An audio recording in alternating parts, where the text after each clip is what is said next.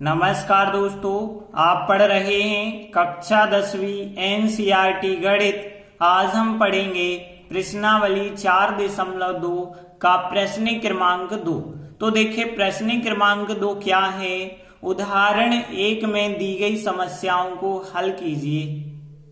तो देखिए उदाहरण 1 में दो समस्याएं मतलब दो सवाल दिए गए हैं। हमें इन दोनों सवालों को हल करना पड़ेगा। तो देखिए पहला सवाल है, जॉन और जीवंती दोनों के पास कुल मिलाकर 45 कंचे हैं। दोनों 5-5 कंचे खो देते हैं। अब उनके पास कंचों की संख्या का गुणनफल 124 है। हमें बताना है आरंभ में उनके पास कितने कितने कंचे थे। तो देखिए यहाँ जॉन और जीवंती के पास कितने कितने कंचे होंगे हमें ये बताना है। तो देखिए यदि हमें एक चीज ज्ञात करनी होती तो हम x मान लेते हैं, और दो चीज ज्ञात करनी होती हैं तो xy मानते हैं। अध्याय 3 में हमने ऐसा सीखा है, लेकिन यहाँ पे xy नहीं मानना। एक चीज तो x मानना, दूसरी चीज सवाल को पढ़ के मानना। तो यहाँ पे जॉन के पास कंचों की संख्या तो हम x मान लेते हैं। तो देखिए हम मान के चले आरंभ में जॉन के पास कंचों की संख्या x है। अब देखिए जीवंती के पास कंचों की संख्या क्या होगी। तो इसे हम y नहीं मान सकते। तो यहाँ यदि हम प्रश्न पढ़ते हैं, दोनों के पास कुल मिलाकर 45 कंचे हैं, इसीलिए यहाँ 45 माइनस x लेना पड़ेगा। जितना भी योग होता है उसमें से आपको x घटा देना है। क्यों घटाना है? क्योंकि यदि आप इन दोनों को जोड़ें तो 45 होना चाहिए।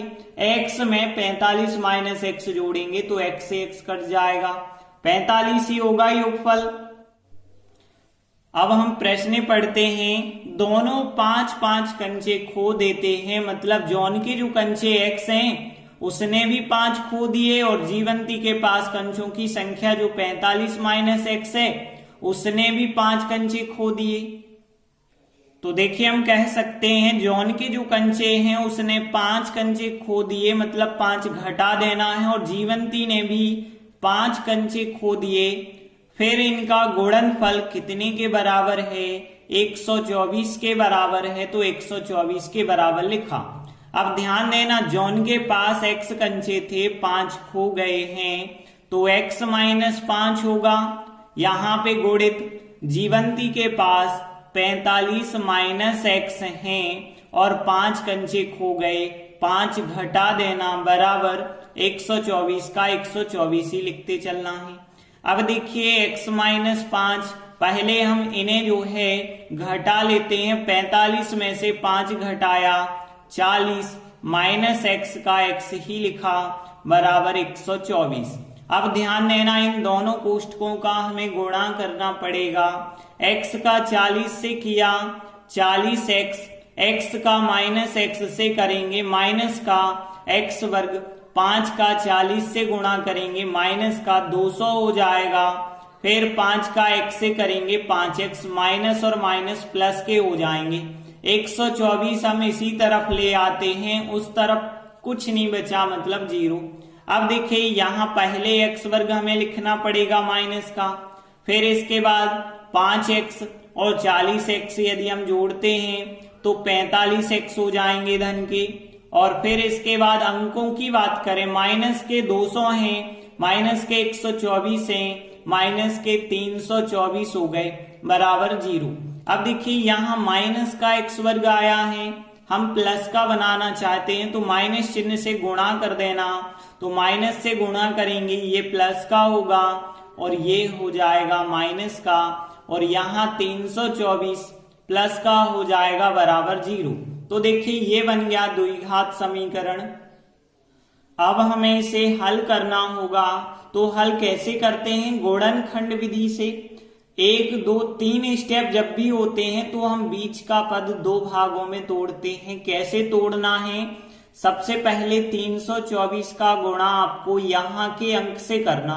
यहाँ कुछ नहीं लिखा मतलब 1, तो 324 का 1 से गुणा किया तो 324 ही होगा।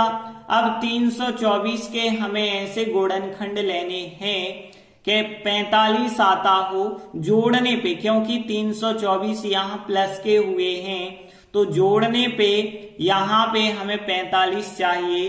तो हम गुणनखंड कौन कौन से लेते हैं, यहां ध्यान देना, आपको लेना होगा 9 गुणित 36 में लेने होंगे।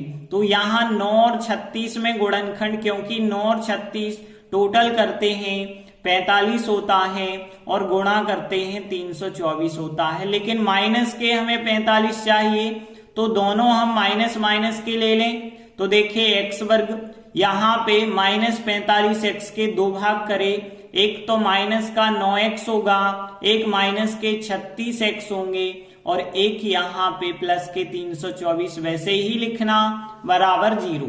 अब देखिए यहाँ 4 स्टेप हो गए तो दो दो स्टेप्स में से कॉमन लेना। यहाँ इन दो में से देखें तो केवल x कॉमन आएगा, लेकिन x वर्ग था, एक x कॉमन निकाला, एक x बच गया। यहाँ 9x है, x कॉमन निकलेगा तो 9 बच जाएंगे, फिर माइनस चिन्ह। अब जो इस कोष्टक में बचा है वही हमें इस कोष्टक में भी लाना है, 0 का 0। अब यहाँ 36x है, अंदर केवल x बचा तो इसका मतलब है 36 कॉमन निकल चुके हैं। अब x माइनस 9 जो 2 बार दिख रहा है वो आप एक बार लिख दीजिए, बाकी बचा x माइनस 36 दूसरे कोष्टक में लिख दीजिए, बराबर क्या आ जाएगा 0। अब देखिए यहाँ पे हम क्या करते हैं, इन दोनों गुणनखंडों के बराबर 0 रखते हैं। एक बार x माइनस 9 के बराबर 0 रखेंगे और दूसरी बार x माइनस 36 के बराबर 0 रखेंगे। तो देखिए x बराबर कितना आएगा, यहाँ पे माइनस का 9 पक्षांतर करेंगे तो प्लस का 9 हो जाएगा, एक तो 9 आ गया। यहाँ पे देखिए x बराबर, यहाँ माइनस 36 उस तरफ गए तो प्लस का 36 आ जाएगा। अब देखिए यहाँ दोनों उत्तर धनात्मक आ रहे हैं, इसलिए दोनों उत्तर मान्य हो सकते हैं। जैसे हम x का मान 9 लेते हैं तो जॉन के पास कंचों की संख्या 9 हो जाएगी और जीवंती के पास 45 में से 9 घटाएंगे 36, मतलब जॉन के पास 9 कंचे और जीवंती के पास 36 कंचे हो जाएंगे। लेकिन यदि हम x बराबर 36 लेते हैं तो यहाँ पे जॉन के पास 36 कंचे हो जाएंगे और जीवंती के पास 45 माइनस x, x का मान 36 लेंगे तो 45 में से 36 घटाएंगे 9 हो जाएंगे, मतलब जॉन के पास 36 और जीवंती के पास 9। तो इसका मतलब सीधा सा हम ये कह सकते हैं कि उनके पास जो है 9 और 36 कंचे होंगे। अब ये बात अलग है कि जॉन के पास 9 हो सकते हैं या जीवंती के पास 9 हो सकते हैं, जॉन के पास 36 हो सकते हैं या जीवंती के पास 36 हो सकते हैं। तो देखिए हम लिख देते हैं, अतः उनके पास आरंभ में 9 और 36 कंचे थे। इस प्रकार से पहला सवाल कंप्लीट हुआ। देखिए इसी का दूसरा सवाल है, एक कुटीर उद्योग एक दिन में कुछ खिलौने निर्मित करता है, प्रत्येक खिलौने का मूल्य कितना है, 55 में से एक दिन में निर्माण किए गए खिलौनों की संख्या को घटाना है, जो आएगा वही हो जाएगा एक खिलौने का मूल्य। अब देखिए किसी दिन कुल निर्माण लागत 750 रुपए है, तो हमें बताना है उस दिन निर्माण किए गए खिलौनों की संख्या क्या होगी। तो देखिए हमने बताया जब भी एक चीज ज्ञात करना हो तो वो x मान के चलना, तो मान के चलते हैं हम उस दिन निर्माण किए गए खिलौनों की संख्या x है। तो देखिए हमने माना उस दिन निर्माण किए गए खिलौनों की संख्या x है। अब देखिए यहाँ पे कुछ खिलौने निर्मित करता है, कितने खिलौने निर्मित किए हैं x।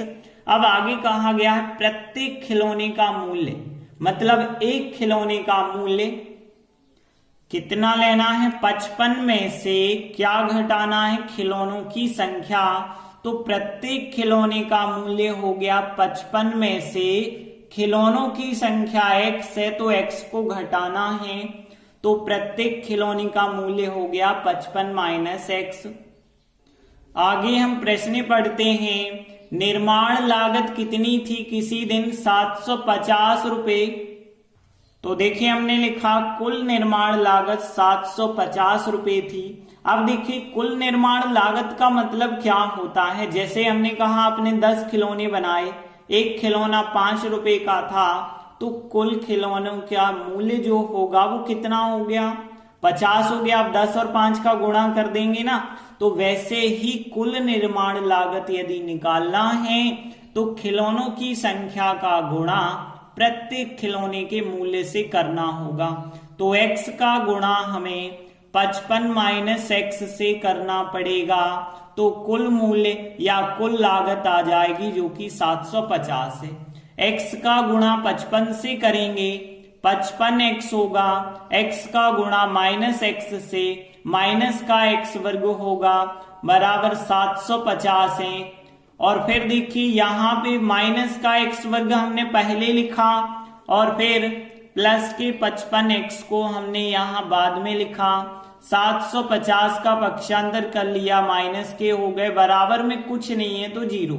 माइनस का x वर्ग नहीं होना चाहिए तो हम माइनस से गुणा कर लेते हैं, तो ये हो गया प्लस का, लेकिन ये हो जाएगा माइनस का और ये हो जाएगा प्लस का, क्योंकि माइनस से जब भी गुणा करते हैं तो चिन्ह बदल जाते हैं और 0 का तो 0 ही रहेगा।